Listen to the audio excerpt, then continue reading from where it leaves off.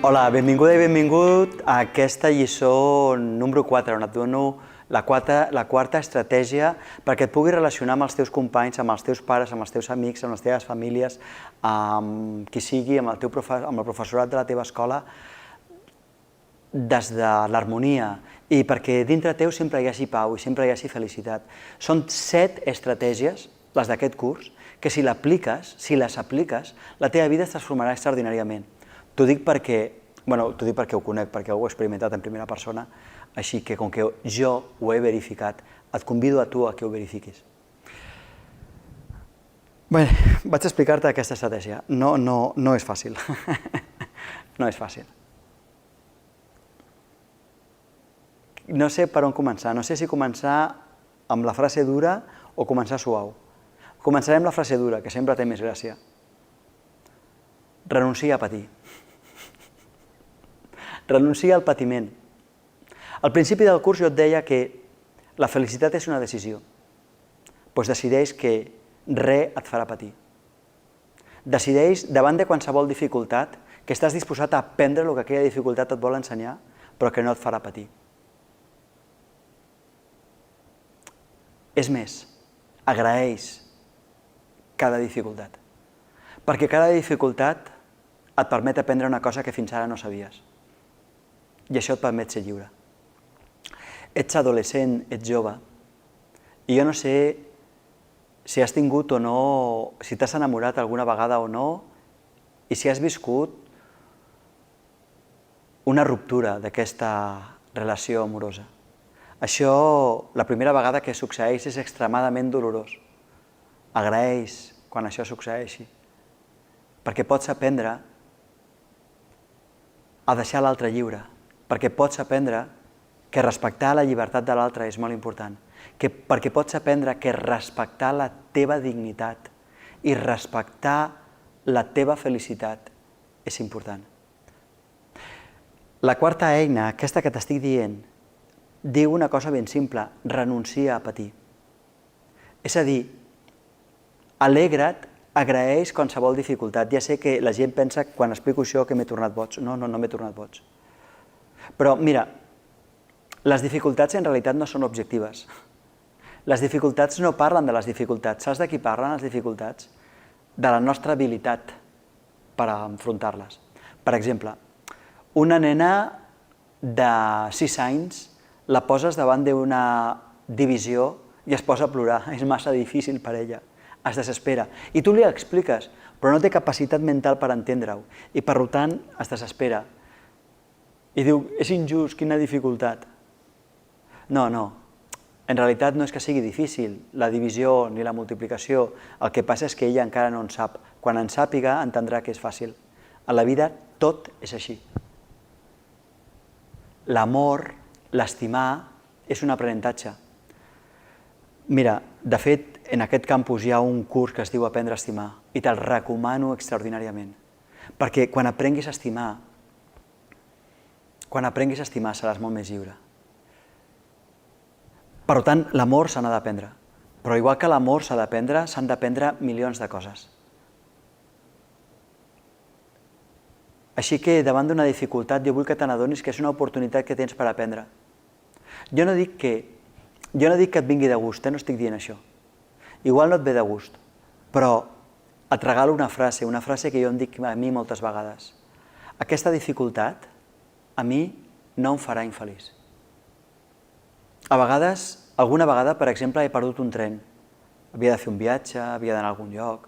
Arribo a l'estació i he perdut el tren. I a mi em dic, a mi mateix em dic, haver perdut el tren no em farà infeliç. Ara, el proper dia que vingui a l'estació posaré el despertador abans. És a dir, faré el que calgui perquè això no es torni a repetir, però avui jo no seré infeliç. Quan tinc un problema, m'esforço en pensar com puc aprofitar aquesta dificultat per aprendre. Jo he estat mestre molts anys i recordo que durant uns anys vaig treballar en una escola molt difícil i jo no en sabia gaire, llavors patia molt, fins que un dia me'n vaig adonar que l'escola en realitat era el lloc on jo m'entrenava per entendre i per aprendre a estimar la gent. i que els nens i les nenes, els adolescents d'aquella escola eren com eren i que jo els havia d'estimar com eren i que el problema no era seu sinó meu i que la seva dificultat era una oportunitat perquè jo em convertís en un profe millor. Ja està. Molt bé, penso que tens l'oportunitat per convertir-te en un alumne millor, en una amiga millor, en una filla o un fill millor, És a dir, cada problema que tu tens és una oportunitat. I aquest és el secret, aquesta eina. La gent li horroritza. Això quan ho explico a adults, tots sovint s'horroritzen. Diuen, sí, home, prou problemes hi ha a la vida com que per sobre me'ls prengui d'aquesta manera.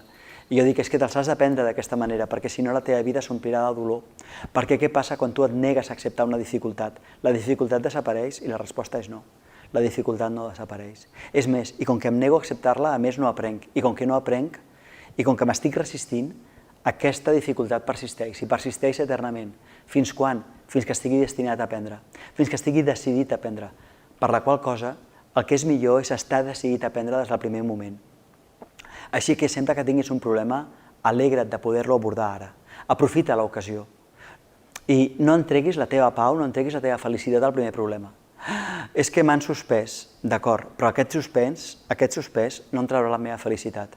Em posaré a estudiar, recuperaré l'assignatura, però el suspens no em traurà la felicitat. És que resulta que estava enamorat d'una persona i aquesta persona m'ha dit que no. D'acord, estic trist, però aquesta tristor no em traurà la meva felicitat. Aprendré que les persones són lliures i les deixaré marxar, i quan marxin el seu desig serà el millor. Buf! Dir és molt fàcil, fer-ho és difícil. Per mi encara és difícil.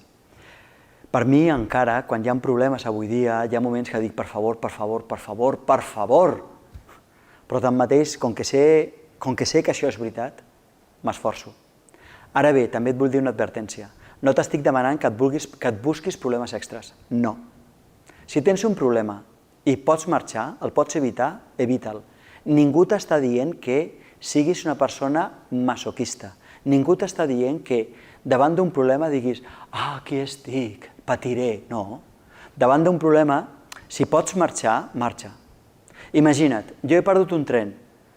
Puc agafar el del costat? Si és que sí, l'agafo. Punt, s'ha acabat el problema. No dic, he perdut el tren, doncs ja tota la meva vida desgraciat. No. Diu, saps què? Com que un dia vaig perdre un tren, a partir d'ara perdré tots els trens per acostumar-me a perdre els trens. Això són estupideses. És a dir, deixa que la vida et porti els problemes. Els problemes que et porti la vida, accepta'ls, però no te'n busquis de més. És innecessari buscar-se de més. Molt bé, resumeixo. Agraeix qualsevol dificultat, renuncia a patir. Qualsevol dificultat és una oportunitat que tens per aprendre una cosa que encara no has solucionat. Alegra't de poder-la resoldre ara. Aprofita l'oportunitat. No entreguis mai la teva felicitat, la teva pau, perquè tens un problema. I si et costa, beneeix-ho. Vull dir que practiquis i practiquis. Pensa, tu ara ets gran i per tant escrius perfectament i de seguit i tot, però jo he estat profe amb nens i nenes de 3 anys i tu saps el que passa amb nens i nenes de 3 anys? Van a l'escola cada dia durant tot P3 i no aprenen a llegir. I cada dia fan coses d'escriure i no aprenen en tot l'any. I després van a P4 i tot l'any i fan coses i no aprenen. I a P5 alguns aprenen però regular. I a primer la gran majoria aprèn. Per tant, que costa no passa res. Si costa, ens esforcem més. I beneïm l'oportunitat d'aprendre. Ja veus quina eina. Però un cop que l'entens, la teva vida es transforma.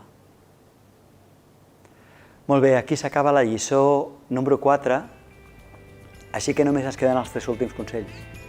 I tindràs els 7, les 7 eines fantàstiques per la felicitat. Tant de bo ens veiem a la lliçó número 7.